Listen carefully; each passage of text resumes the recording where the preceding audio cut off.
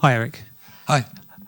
You said in an interview with Sky earlier this week that the team's still in transition. Obviously, you're into your third year. Why exactly is the team still in transition when you have spent the club has spent a lot of money on players, a lot of those players are in your image, a lot of players signed contracts. Why do you think it's still a transitional phase? Because, of course, first season when I came in, I think we had to replace 6, 7 older players like Mata, Matic, Pogba, Lingard. So we started that process. But also this summer, we still had to replace some older players, and we replaced them with many young players, like 𝐓𝐞𝐧, like Lenny Yoro, for instance.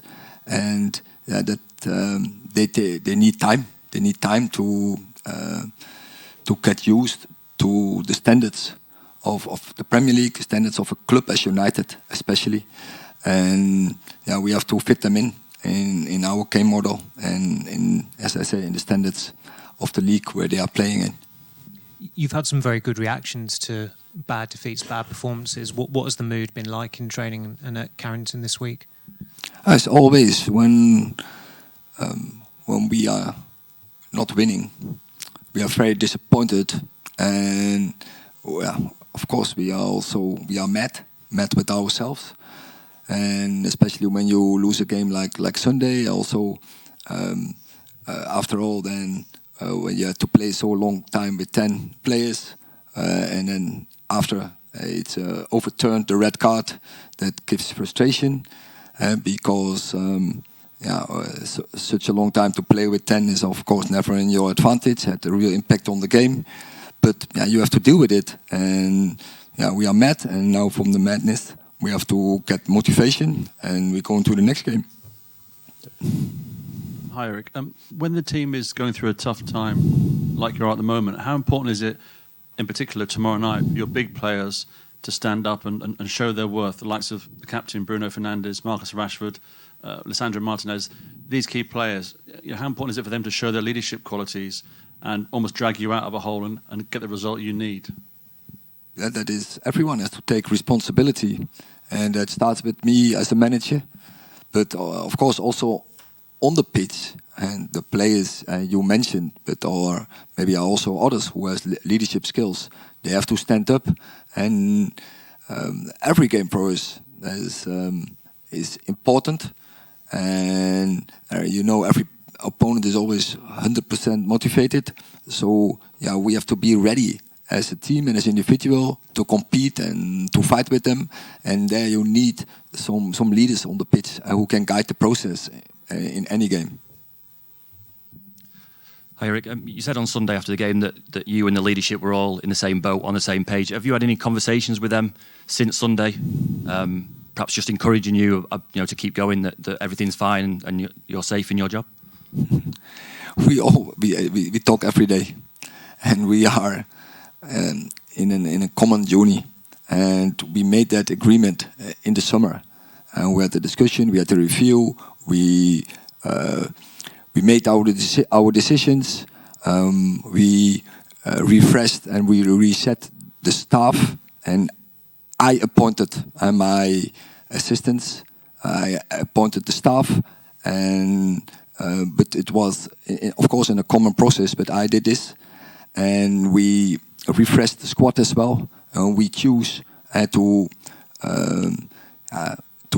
especially to contract young players and with typical abilities also, we know high potentials who can really for the future as well, because this club wants to be back on top, and there's a long-term project, and we set a target to be back over several years to be champion, the highest Champions League, and that's a long-term journey, and we went in that boat, and we are, and therefore you need on the same page in the summer. So we will keep going in the process, but we will talk every day. Every day we will evaluate, review the process, and where it's necessary, we will make our decisions. Chris. Hi, Eric. There's been so much external noise since Sunday. Do you feel under more pressure than you normally would coming into a game like this? No, because it's not important what external, and it's only important what is internal. And internal, we're dealing with the defeat and nothing else. Eric, in those conversations you have with Dan Ashworth and the people in the leadership group, what are they saying to you to give you kind of confidence going forward? It's not necessary to give me confidence, but we are talking about how we can improve. We talk every day how can we improve this club, this team, how we have to cooperate, how can we improve the processes, how can we improve the procedures, so how can we improve the relations and the connections. That is what we are talking about. Charlotte. Hi, Eric.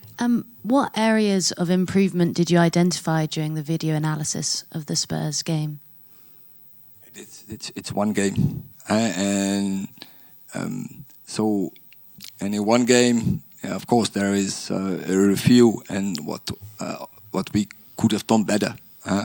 For instance, after conceding so quickly a goal, what should never happen, then you have to keep calm and composed and stay in the game and stick to the plan, let's say this. And that has to do especially mental, and so there we can improve definitely.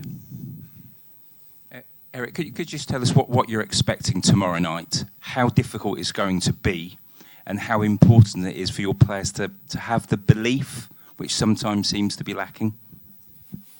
I think so. On Sunday they were on the point, lacking belief. But I have seen so many games also this season how we are completely confident. If I see the games we played against City in FA Cup and in a Community Shield, then you see this team is such a great belief in the plan and in each other, and so no doubt. But it's every time a challenge. And when you go here, we know the ambience here. We know this is a very good team with good players and they have a good plan. So we have to play very good football to get the right result here. Hi, Eric. Past coach Benny McCarthy has spoken about how good of a manager you are tactically. Are the players delivering the tactics the way that you would want them to? And do you think there's a communication problem? Because obviously the results on the pitch are not what you would have wanted or the players, I assume. So if we didn't create chances, then I should doubt, but we create a lot of chances. We have even, I think, the third highest XG in the Premier League. So now it's about, we have to be more effective. Have also to do that, so one of our top scorers is not available until now. He doesn't get a start. He didn't get a start so far. But we have to improve that final third, especially our box game. We have to be more killers there. Are you confident that the strikers can do that? Like the forward players can get the goals? Yes, our strikers, they are capable of doing this. But then we are in the same discussion as we were last week. Thank you. Okay, last couple at the back. Portuguese question. And then Simon Peach, and then we have to finish.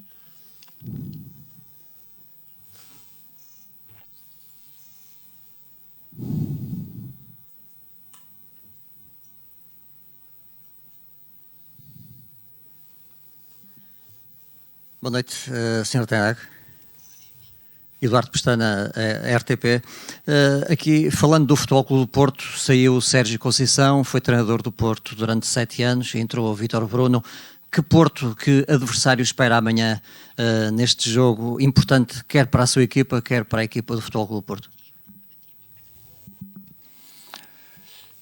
Yes, of course we analyzed it and we know he was a long time he was the assistant and now he is in charge. And we have seen of course the games from Porto, and you see a very clear plan, very dynamic, very also aggressive, and with with a lot of dynamics in. So it's really a challenge. It's a good challenge. We're really looking forward to it. But as I said in one of the previous questions, we have to be good because I like their style.